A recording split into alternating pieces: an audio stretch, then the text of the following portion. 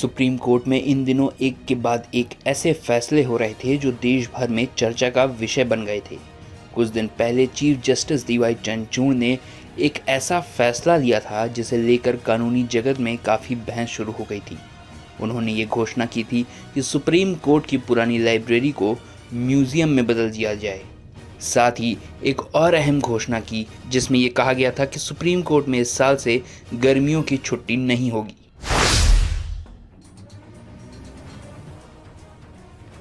Supreme court में पहले हर साल गर्मी के दौरान 2 महीने का लंबा ब्रेक होता था। ये ब्रेक वकीलों और न्यायाधीशों के लिए आराम करने का मौका देता था और कोर्ट में भी कई महत्वपूर्ण कार्य नहीं होते थे। लेकिन इस बार चीफ जस्टिस ने ये फैसला लिया कि इस साल से सुप्रीम कोर्ट में गर्मियों की छुट्टी नहीं होगी, बल्कि कोर्ट को आंशिक कार्य दिवसों के रूप में चलाया जाएगा। ये फैसला आने के बाद हर कोई हैरान रह गया। कुछ लोग इसे एक सुधार के रूप में देख रहे थे, जबकि कुछ ने इसे मुश्किल कदम माना है। इस फैसले के मुताबिक 26 मई 2025 से लेकर 14 जुलाई 2025 तक कोर्ट में केवल आंशिक कार्य दिवस होंगे, जहां कुछ न्यायाधीशों के द्वारा केवल कुछ मामलों की सुनवाई होगी।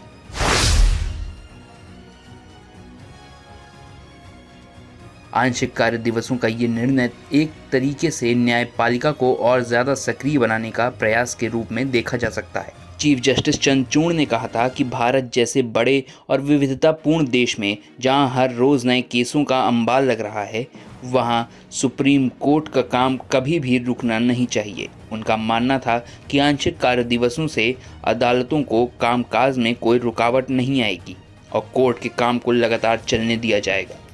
लेकिन ये फैसला वकीलों और न्यायाधीशों के लिए एक चुनौती बन गया था। वकील इस बात से परेशान थे कि वे कैसे गर्मियों के महीने में अपनी पूरी तैयारी कर सकेंगे जब कोर्ट का समय सीमित होगा। कुछ वकीलों ने इसे न्यायिक कार्यों की गति को धीमा करने वाला कदम बताया था, क्योंकि पहले उन्हें लंबी छुट्टियां मिलती थीं जब वे अपने केसों पर ध्यान केंद्रित कर सकते थे।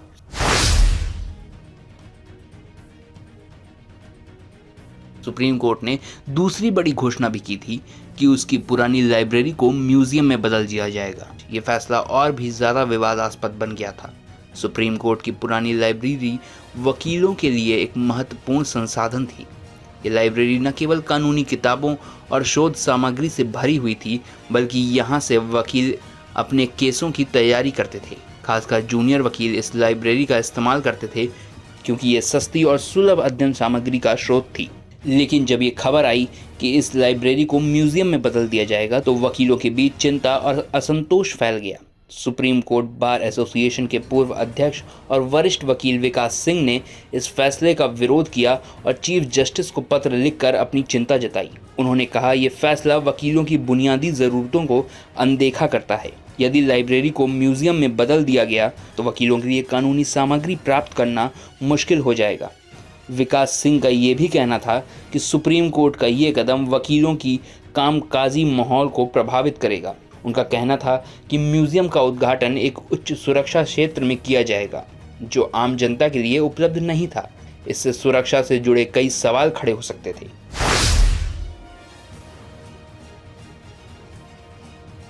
ये कदम क्या केवल चीफ जस्टिस चंद्रचूड़ का आखिरी प्रयास था ताकि वे अपने रिटायरमेंट से पहले एक बड़ी छवि बना सकें, या फिर वे सचमुच न्यायिक व्यवस्था में बदलाव की दिशा में काम कर रहे थे? उनके फैसले ने ये सवाल खड़ा किया कि क्या ये केवल एक शोबाजी थी ताकि उनका कार्यकाल यादगार बने। चंद्रचूड़ के रिटायरमेंट के कुछ दिन पहले ही आई इस फैसले ने सबको चौंका दिया था। कई लोग इसे एक सुधार मानते थे, जबकि कुछ इसे सिर्फ एक राजनीतिक निर्णय मानते थे।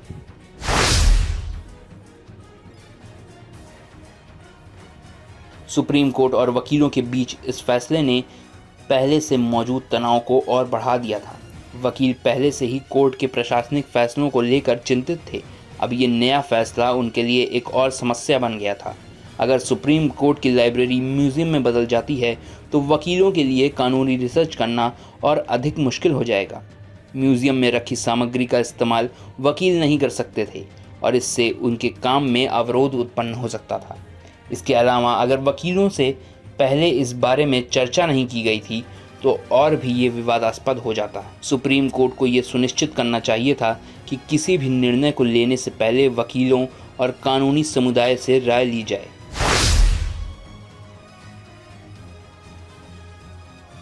विकास सिंह और अन्य वकीलों ने सुझाव दिया कि सुप्रीम कोर्ट को इस फैसले पर पुनर्विचार करना चाहिए। अगर म्यूजियम बनाना ज़रूरी है तो उसे कहीं और बनवाया जा सके ताकि वकीलों की ज़रूरतों का ध्यान रखा जा सके। इसके अलावा लाइब्रेरी को अलग से सुरक्षित रखा जा सकता है ताकि वकील अपनी ज़रूरतों की जानकारी और रिसर्च सामग्री वहां से ले सकें। सुप्रीम कोर्ट का ये निर्णय, चाहे वो आंशिक कार्य दिवसों का हो या लाइब्रेरी को म्यूजियम में बदलने का, दोनों ही बड़े बदलाव थे। हालांकि इन फैसलों के पीछे कुछ अच्छे उद्देश्य हो सकते थे, जैसे न्यायिक इतिहास को संरक्षित करना और सुप्रीम कोर्ट की कार्यप्रणाली को सुधारना। लेकिन इन फैसलों ने वकीलों और न्यायपालिका के बीच एक दूरी भी पैदा कर दी। इन फैसलों को लेकर वकीलों की चिंताएं और प्रतिक्रियाएं इस बात का संकेत देती थीं कि कोर्ट के प्रशासनिक फैसले हमेशा वकीलों की ज़रूरतों और उनके कामकाजी माहौल को ध्यान में रख कर लिए जाने चाहिए। अगर सुप्रीम कोर्ट इन फैसलों पर पुनर्विचार करता है तो वकीलों के हित का ख्याल रखता है, तो ये न केवल न्यायिक इतिहास को संरक्षित करने के लिए एक अच्छा तरीका हो सकता है, बल्कि ये वकीलों की कार्यक्षमता को भी बढ़ावा देगा और न्यायपालिका और वकीलों के बीच तालमेल बेहतर होगा।